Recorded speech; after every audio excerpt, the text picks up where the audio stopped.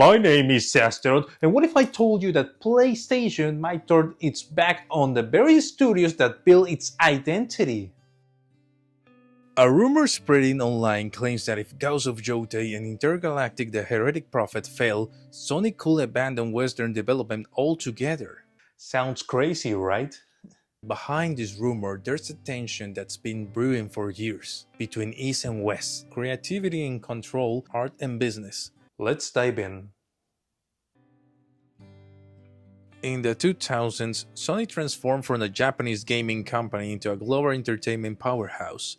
Naughty Dog gave us cinematic storytelling, Guerrilla reinvented open worlds, Insomniac redefined superhero games. And for over a decade, PlayStation became the symbol of Western-style storytelling, emotional, cinematic, and ambitious. But here's the catch: ambition is expensive. The Last of Us Part 2 reportedly cost over $200 million.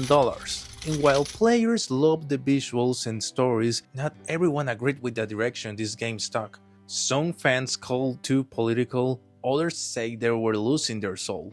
The rumor comes from a site called The Park Place, which claims that Sony in Japan are losing faith in Western studios. According to the article, quote, "If Intergalactic and Ghosts of Jotei fail, Sony will go full focus on Japanese developers and return to the more traditional stories and characters."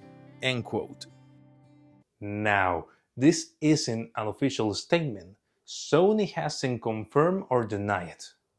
But the timing is interesting. Intergalactic is reportedly one of Sony's most expensive sci-fi projects ever, and Ghosts of Jotei, a spiritual successor to Ghosts of Tsushima, carries massive expectations. If either stumbles, Japan might use that as proof. See, the West isn't worth the risk. Now let's be honest, one thing can sustain this is how, despite the recognition of winning the GOTY and the huge sales that The Last of Us Part 2 had, it didn't save it from being surrounded by a lot of controversy, and that despite the sales it still didn't surpass Part 1. God of War Ragnarok didn't sell like God of War 2018, Marvel's Spider-Man 2 didn't sell like the first one, Horizon Forbidden West didn't sell like Horizon Zero Dawn. And it is necessary to go over the failure of Concord once again. As I've said before, I honestly admire Neil Druckmann, but I wouldn't want to be him right now. Or at least that's what I'm saying now, but he's under enormous pressure for creating a new IP, lore and game. But it's difficult given the controversy surrounding that game even though it's not even out yet and only has a trailer. I can't say I don't understand why, but I personally remain neutral in the meantime. I already mentioned in another video that I witnessed the trailer reveal at the Game Awards last year, and at least the people who were there were excitedly cheering. But of course, it could just be a matter of timing and place.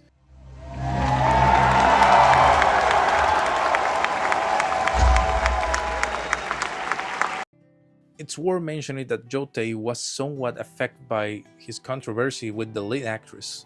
While Marvel's Wolverine could still be a hit, it's not been taken into account if all of this is true.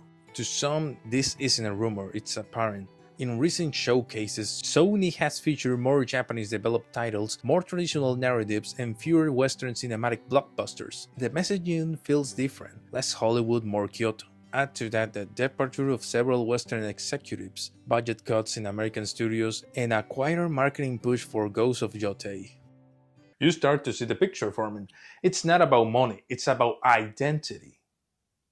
Japan's leadership reportedly believes that Western studios are too ideological, too expensive, and too unstable. Whether that's true or not, that's the image forming in the minds of decision makers.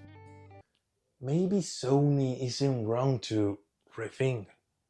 Games like Genshin Impact, Elden Ring, and Dragon's Dogma 2 have proven that Japanese storytelling still moves the global audience without needing massive budgets or Western formulas. By cutting off one side of your identity doesn't make you stronger, it makes you smaller. Because the truth is, PlayStation became iconic because it blended both worlds, the creative freedom of the West and the tradition of the East. If Sony abandons the balance, it risks becoming something it hasn't been since the PS2 era.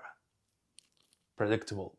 Rumors are rumors until they aren't. Maybe Intergalactic will succeed and this story will fade into the internet memory, or maybe years from now we'll look back and say this was the moment Sony changed forever. So, what do you think? It's PlayStation losing its Western soul or just coming back to its roots? Leave your thoughts below and please subscribe to the next deep dive.